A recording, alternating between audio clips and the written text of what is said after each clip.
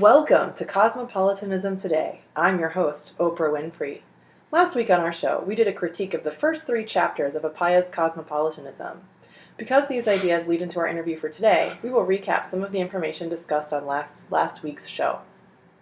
Chapters 1 through 3 of Appiah's Cosmopolitanism explain that cosmopolitanism is a recognition of our responsibility for every human being and recognizing that human beings are different and we can learn from each other's differences as well as our similarities.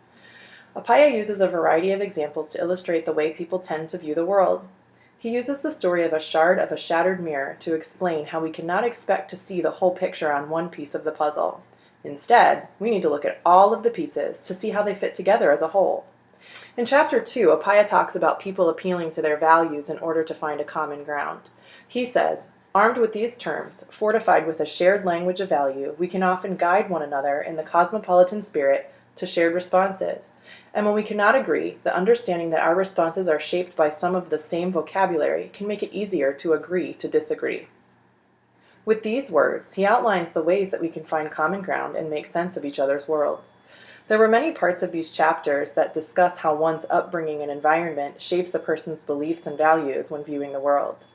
For example, on pages 35 through 37, Appiah tells about how many of his kin in Ghana believe in witchcraft.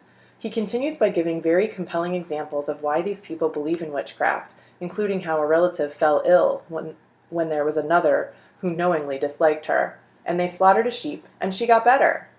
He continues by saying you'd have to convince these people of something that seems very far-fetched to them, invisible atoms strung together to make viruses that can kill a healthy adult, in order to convince them otherwise. These people grew up believing in witchcraft and seeing its effects. We grew up with doctors and medicines and science telling us about germs and viruses. This book also discusses the ideas that are introduced to a person so that you can make changes to your initial beliefs based on new ideas that you were introduced to throughout your life. This is an example of cosmopolitanism. Cosmopolitanism is a way for people to relate to one another, to discuss their similarities and differences, and to find a way to come to agreements on their differences or peacefully disagree. This is useful in the classroom so that children can relate to one another and begin to view the world they live in beyond the small neighborhood they are growing up in. On pages 30 and 31 of the Cosmopolitanism, Appiah talks about relativism. He says, for if relativism about ethics and morality were true, then, at the end of many discussions, we would each have to end up saying, from where I stand, I am right. From where you stand, you are right. And there would be nothing further to say. From our different perspectives, we would be living effectively in different worlds, and without a shared world, what is there to discuss? People often recommend relativism because they think it will lead to tolerance, but if we cannot learn from one another what is right to think and feel and do, then the conversation between us will be pointless. Relativism of that sort isn't a way to encourage conversation. It's just a reason to fall silent. The dictionary.com definition of relativism says, any theory holding that criteria of judgment are relative, varying with individuals and their environments. This definition does not explicitly state that relativism is closed-minded, even though Appiah's thoughts do. Relativism does not have to be a reason to fall silent. Instead, it can be the beginning of a conversation.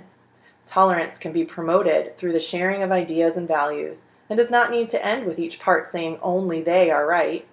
Appiah also says, relativism of that sort isn't a way to encourage conversation, it's just a reason to fall silent. In this sentence, he is confining relativism, the relativism of that sort, to this tiny viewpoint that he is holding in order to make his perspective seem more clear or absolute. However, there are limitations under the umbrella of relativism which include controversial issues like genocide, cannibalism, and infanticide. Our personal stance would view these practices as inexcusable when they are used as a form of oppression. If all parties involved agree, then they should have the freedom to practice these customs. In contrast to his ideas about relativism, Appiah also discusses positivism in this text. Positivism, as defined by dictionary.com, is a strong form of empiricism, especially as established in the philosophical system of Auguste Comte, that rejects metaphysics and theology as seeking knowledge beyond the scope of experience and holds that experimental investigation and observation are the only sources of substantial knowledge. As he states in the text, there are many problems with the positivist view. He says that this view generalizes too quickly about concrete beliefs and leaves out beliefs about universals, possibilities and impossibilities, and abstract objects and ideas. For example, there are many abstract ideas and objects that are not as simply black and white as positivism would hold them to be. This leads to a conversation about facts versus values and their importance. Herein lies the struggle with trying to critically evaluate all of the abstract concepts in the world. These ideas are important to keep in mind as we meet our guest for the day. Wangari Maathai is the founder of the Green Belt movement and was the 2004 Nobel Peace Prize laureate. Maathai is a professor, a politician, and an environmental and women's rights activist. She dedicated her life to making the lives of not only Kenyans, but all Africans better. Welcome, Wangari, to my show. Let's get started. Some have called you a cosmopolitan. Oxford English Dictionary defines cosmopolitan as familiar with and at ease in many different countries and cultures. Do you consider yourself a cosmopolitan? Why or why not? Thank you for having me on the show. Cosmopolitanism is defined in two strands. One is the idea that we have obligations to others, obligations that stretch beyond those to whom we are related by the ties of kith and kind, or even the more formal ties of a shared citizenship.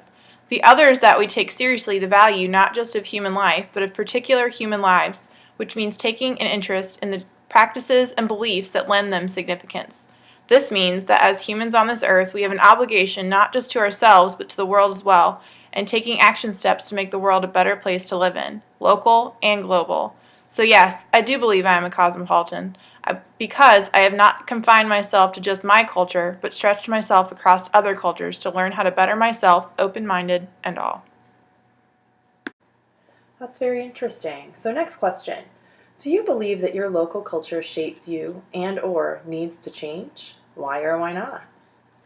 I absolutely believe that your local culture shapes you. You are who you are because of your local culture. You view the world the way that you do because of the culture you grew up with. I don't believe that the local culture itself needs to change, but the way that the community within a culture views itself and takes care of its environment does need to be adjusted. Without culture, a community loses self-awareness and guidance and grows weak and vulnerable. My culture, with the influx of Western civilization and colonization, lost sight of the importance of the land and the ways that we did things. Of course, there were some bad things, but we also lost sight of many of the good things. We need to focus on our local culture and get back to the roots of our culture in order to preserve this beautiful land that we live on. That's great. So what is it that you have learned from other cultures that you would like to see happening in African cultures? Well, having the privilege of a higher education, especially outside of Africa, broadened my original horizon and encouraged me to focus on the environment, women, and development in order to improve the quality of life in my country in particular, and in the African region in general. In studying outside of Africa, I saw the good effects of democracy and wanted to invite a true form of democracy into the regions of Africa. The people of Africa could certainly benefit from being governed by a people who have their best interests in mind. Other cultures have also embraced the needs of Africa and have helped by supporting with funds and other events to raise awareness and support for true democratic leadership. So then, what have you learned from other cultures that you would not like to see happening in African cultures? The self-governance of African regions has had a rocky past. I start my answer to this question here because I believe this plays an important role in how things are. African regions have had a very difficult time incorporating democracy. During the last several decades of the 20th century, Africa did not have visionary and altruistic leaders who were concerned for the welfare of their own people. They were persuaded by the West. They were guided by experts from the West, borrowed capital from the West, and accepted the developmental model of the West. When independence was granted, young Africans were trained by colonial administrators, thus creating neo-colonialism. These events led to a small elite group of inexperienced African leaders who continued to exploit their people in order to continue their wealth and political power.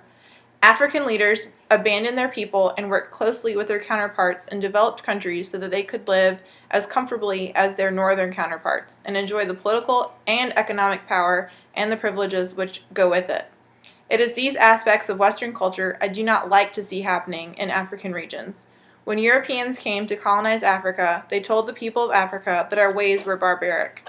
Industrialization and advanced technology were causing communities to give up their rights and undermine the importance of the natural resource they have preserved as part of their cultural heritage. I don't like the idea of giving up respect for nature and natural resources in order to achieve advancement. How do you bridge the gap between the importance of culture and environmental conservation?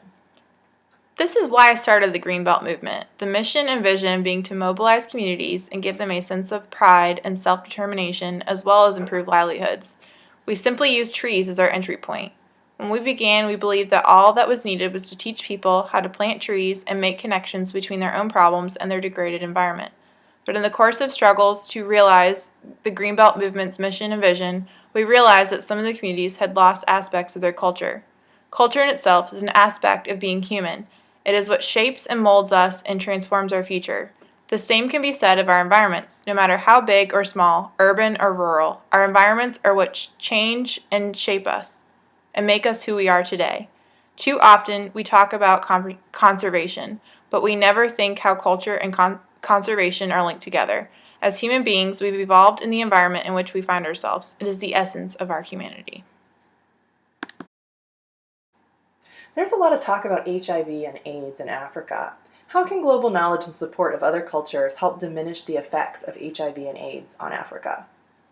First of all, I'd like to start off by stating that the HIV/AIDS is a devastating pandemic in many villages in Africa, moving silently and rapidly through homesteads and leaving a trail of death and misery. This is partly because it predisposes infected persons to opportunistic infections such as tuberculosis. As a result, HIV/AIDS continues to undermine development efforts of both the present and future Africa. It is a new, silent, powerful, misunderstood, and overwhelming threat to peace and security on the continent. Walking around the villages, burying the dead beside the graves of their relatives, the reality of losing tens of thousands to AIDS-related illnesses leaves me and fellow Africans with tremendous pain and fear for the future. Africa cannot win the battle against HIV/AIDS alone. We need global understanding of our cultural context in Africa. We need solidarity and practical support, including allowing the production of generic drugs for greater access, eliminating poverty, and improving the nutritional status of the people. This is a global challenge for both political and religious leaders. In this decisive and difficult struggle in Africa, we need the critical encouragement, support, and cooperation from the rest of the world so that we win the battle. We also need the respect and trust that some of the solutions will emerge from our own value systems.